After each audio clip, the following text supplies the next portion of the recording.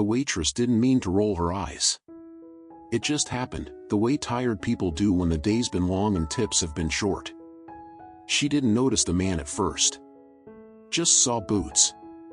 Worn leather, the kind that didn't click against tile but landed with purpose. He waited by the "Please wait to be seated" sign, one hand resting on a worn hat, the other holding a slip of paper. 3 tables were open. None in the corner. She approached. "Sorry, sir, it's going to be about 20 minutes. He looked up. Slowly. His face was lined but calm. Beard like weathered pine. Eyes steady and unreadable. "I'll wait for the corner booth," he said, voice low but clear. Not aggressive. Not even annoyed. Just firm. She blinked. "That one's reserved for regulars." He nodded once. Then stepped aside. Didn't argue. Didn't ask again. He just waited. From the kitchen, laughter echoed. 2 men in black shirts, line cooks, passed a bottle back and forth behind the counter. The manager wasn't around. He was never around after 4 p.m. And when the corner booth was free, the regulars showed up. They weren't regulars in any friendly sense. They were those guys. Loud, young, flush with weekend cash and zero self-awareness. The booth was unofficially theirs every Friday. No one challenged it. Not even the bartender with a sleeve of tattoos and a degree in applied physics. At 6:42 p.m., the door opened again. 4 of them. Backwards caps, gym tanks in November, Bluetooth in one ear. They saw the man standing by the sign. One of them, the tallest, smirked. "You waiting for takeout, Gramps?" he said, brushing past him with a shoulder nudge. The man didn't respond. Didn't flinch. Just turned his head, slow and deliberate, eyes following them as they slid into the corner booth like kings retaking their thrones. The waitress came back, tray of drinks in one hand, apology forming in her throat. "I'm really sorry about that," she began. "It's all right," the man said. "I'll wait." She blinked again. "Sir, they might be there all night." "I'll wait." 3 booths away, a young couple watched. The woman leaned closer. "That's Chuck Norris," she whispered. The man frowned. "You sure?" She nodded.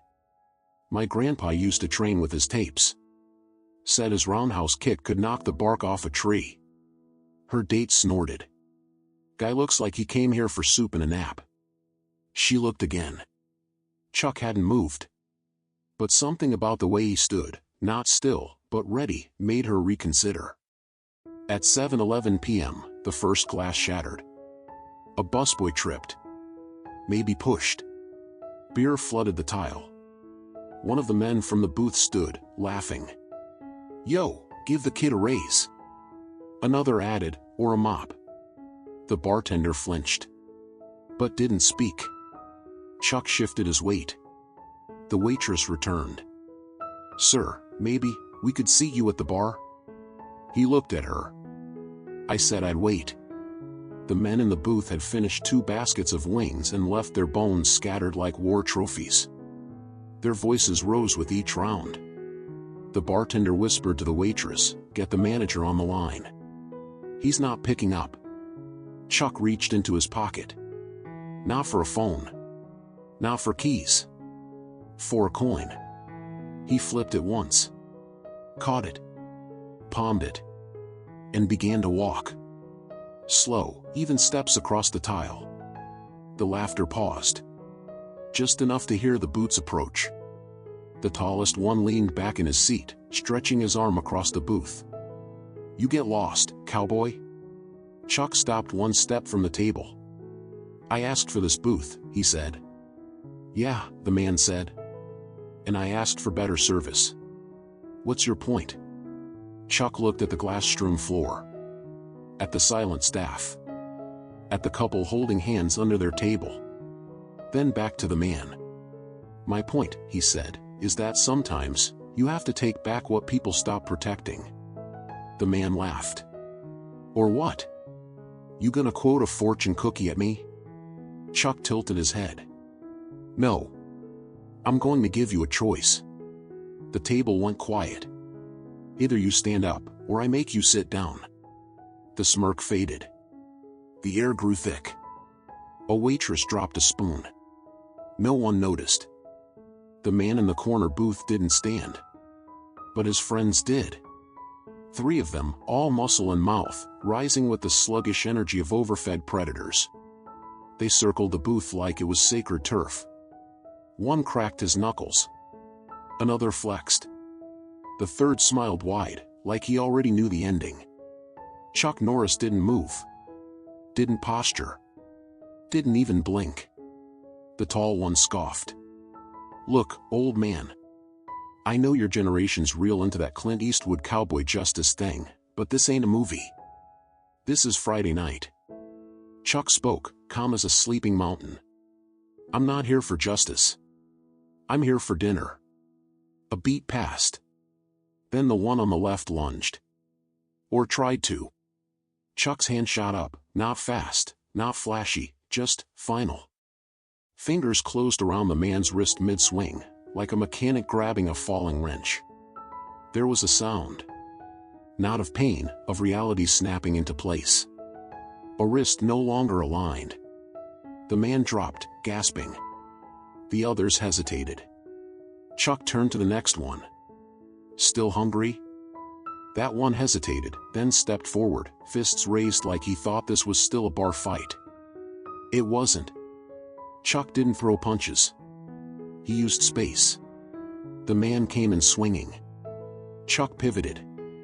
One palm to the elbow, a step inside the arc of the swing, and then... crack.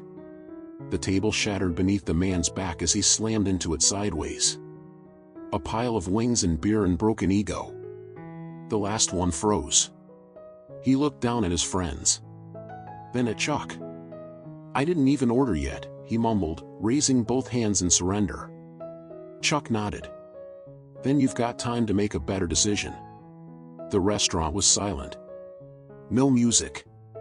No laughter. Just broken wood, spilled sauce, and a quiet legend standing in a sea of consequences. Chuck turned to the waitress. Corner booth's open. She blinked. Then cleared the booth faster than anyone had ever seen. She wiped. She swept. She reset the table. She brought fresh napkins. Chuck took a seat, slid into the booth like it had always belonged to him. Because it had. The bartender approached a minute later with a glass of water and a plate of fries, no order taken. Chuck nodded in thanks. The bartender cleared his throat. That was. Chuck looked up. Noisy, he said. But necessary. The bartender smiled, then lowered his voice. You gonna press charges? Chuck took a slow sip of water. They already got sentenced. To what? Humility. From the kitchen, the busboy peeked out. The same one who'd been shoved earlier. His eyes were wide. In his hand was a crumpled notepad and a pen. He crept closer, hesitated. Chuck gestured to the booth. Sit. The boy sat. Chuck took a fry. You ever think about learning to fight? The boy shook his head. Chuck nodded. Good. That means you'd fight well. The boy frowned. Doesn't that mean I'd be bad at it? Chuck leaned back. No. People who want to fight usually fight sloppy. People who don't, fight clean. Because they finish it fast.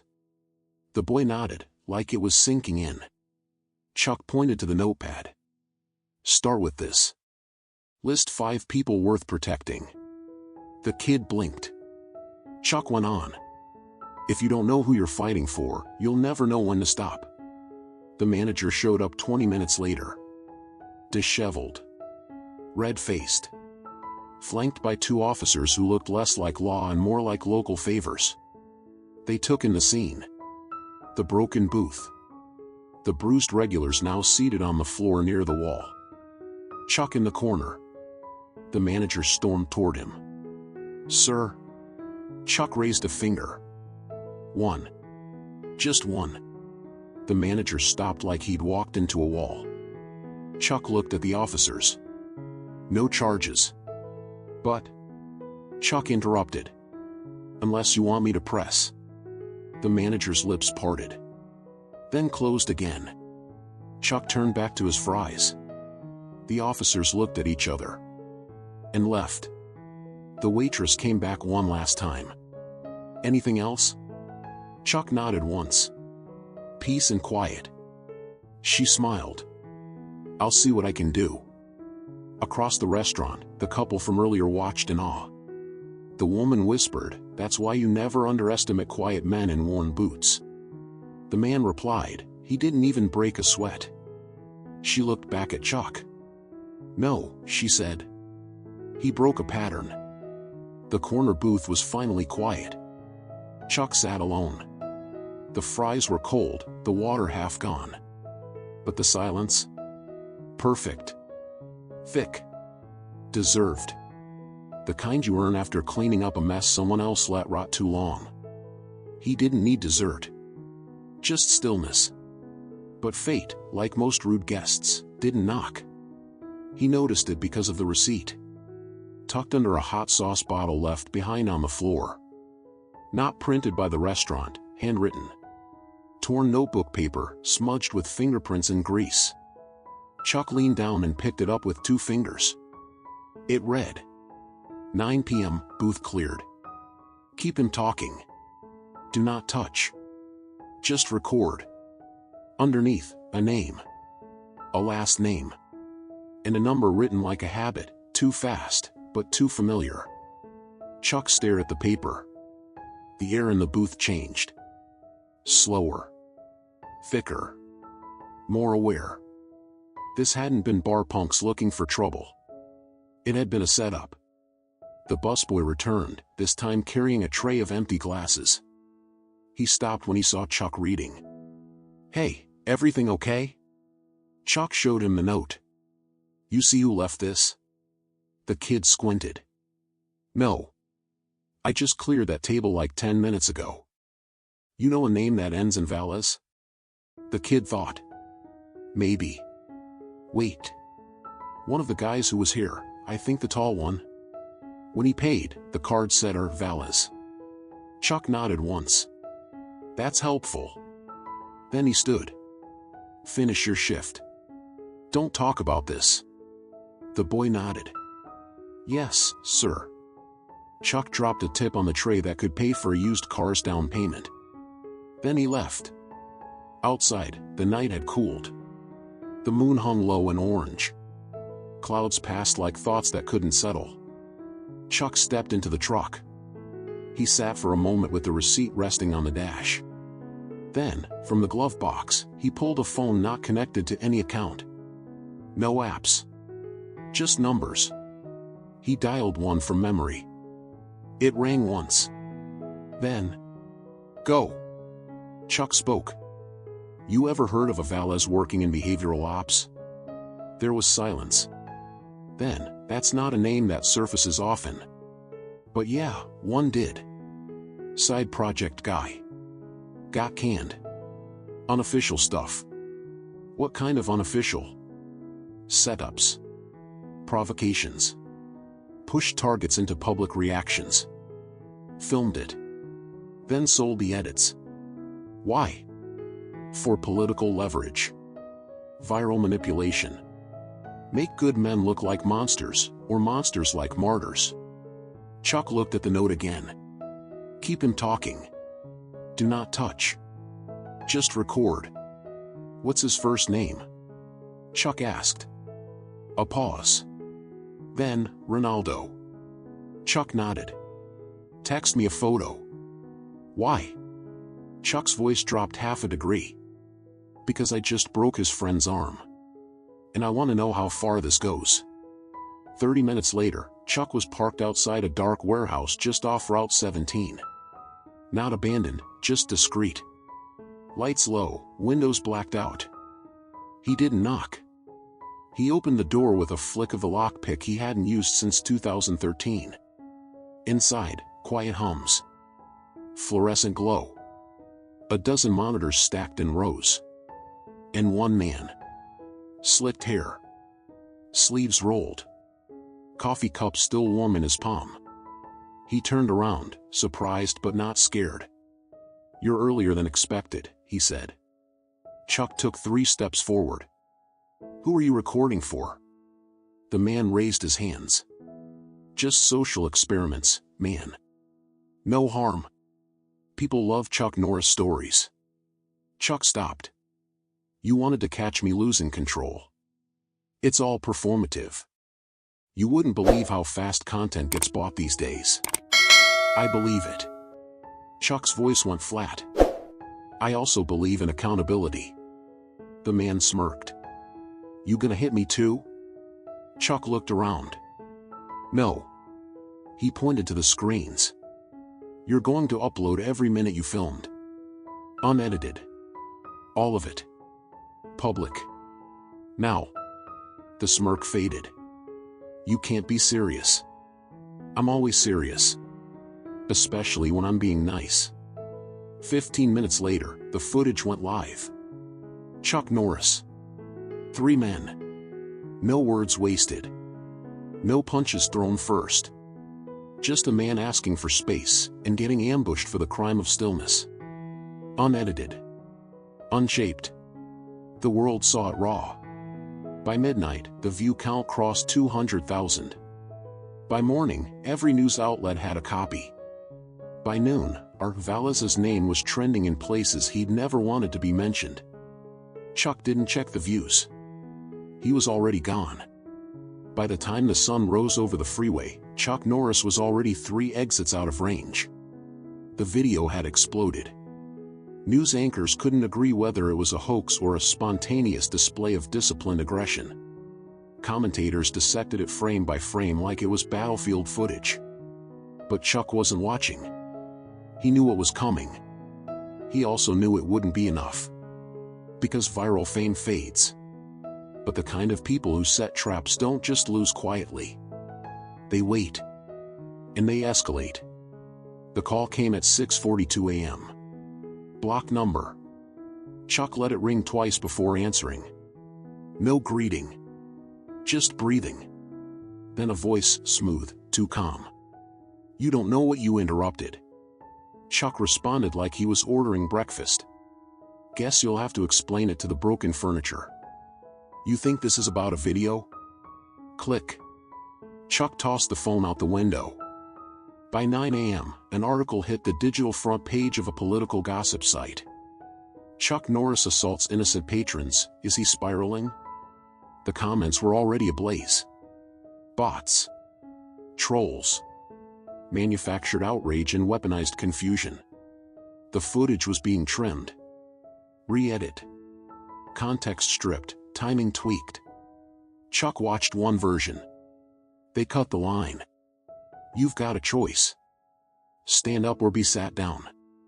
Instead, it looked like he walked up and just snapped. Manufactured villainy. Digitized character assassination. He'd seen this before. In smaller ways. Now they were scaling up. He needed one thing, verification. A man named Hayes ran a server farm in Nevada. Hayes didn't list his services online. Chuck had once pulled him out of a fire, literal and metaphorical, in Juarez. Now Hayes owed him favors. Big ones. The facility was in the desert. 2 guards. 1 dog. 3 cameras. All were obsolete, but nobody told Hayes that. Chuck walked in without a word.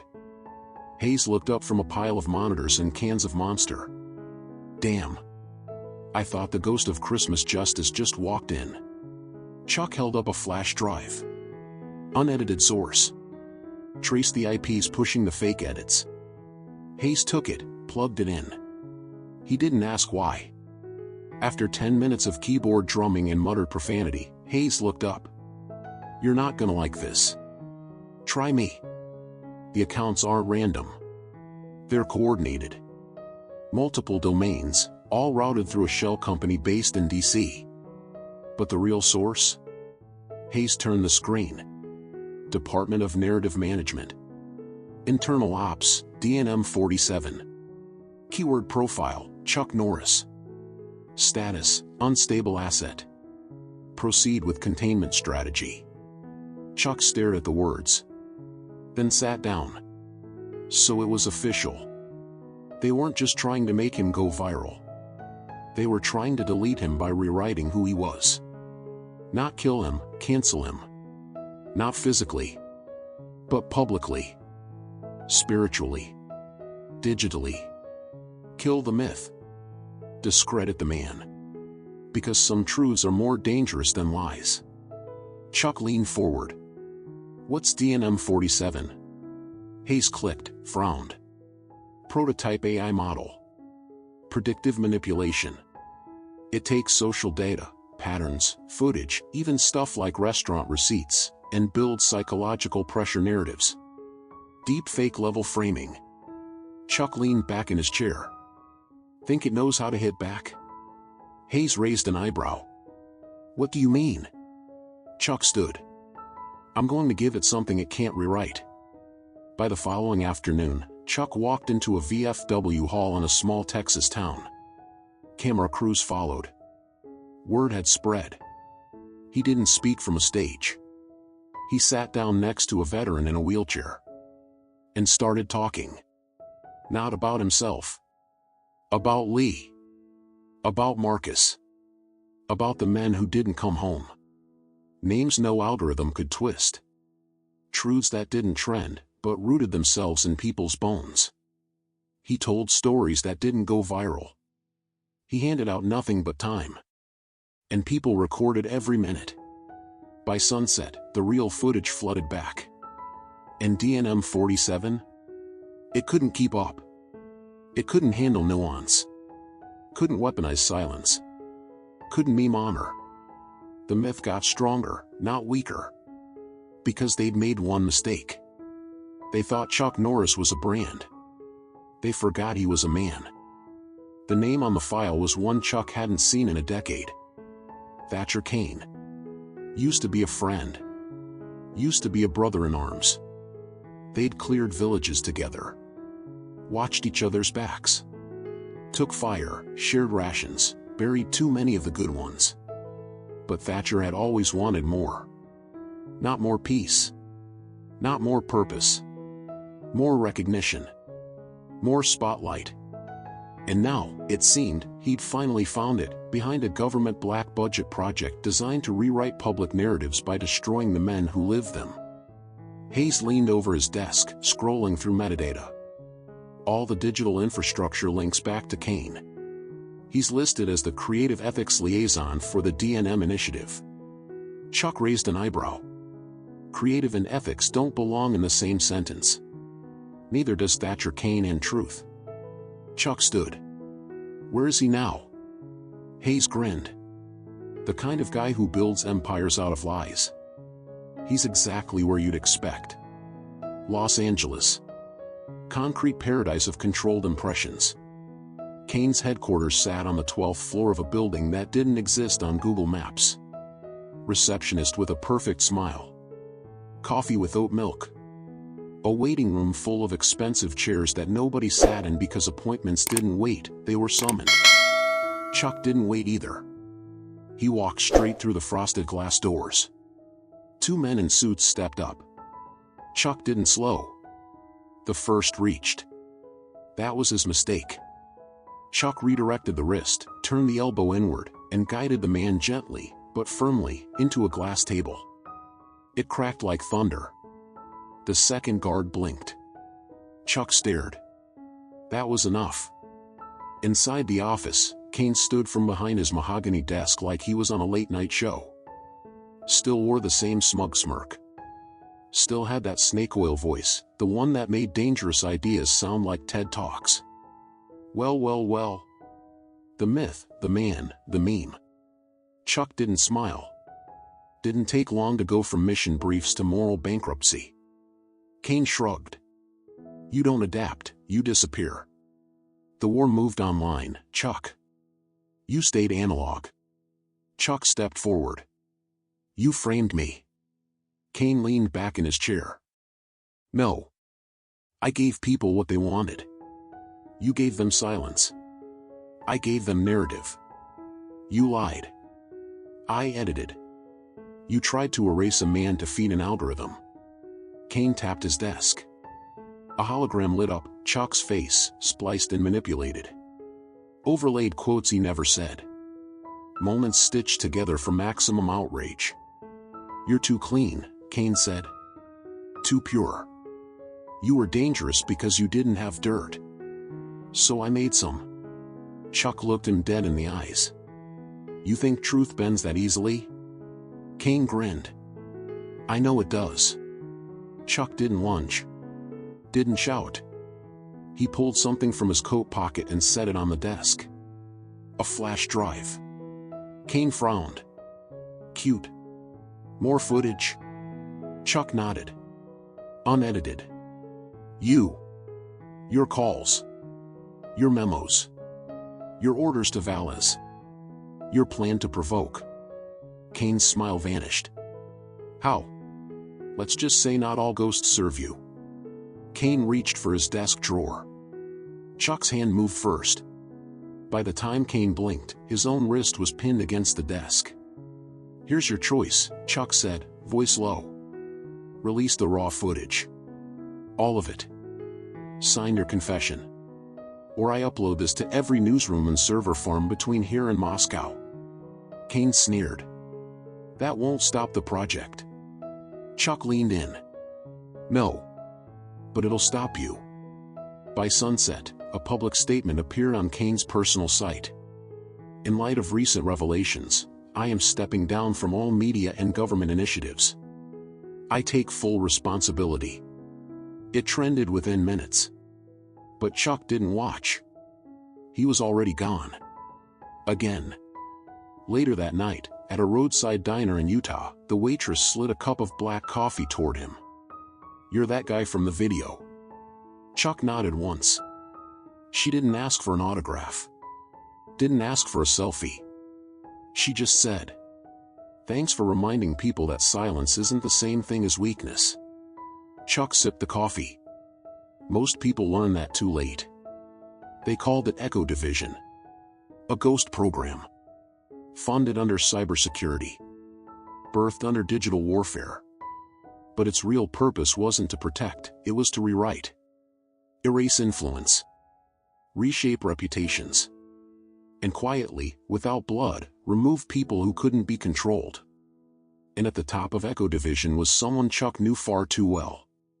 Elias Rourke. Once his student.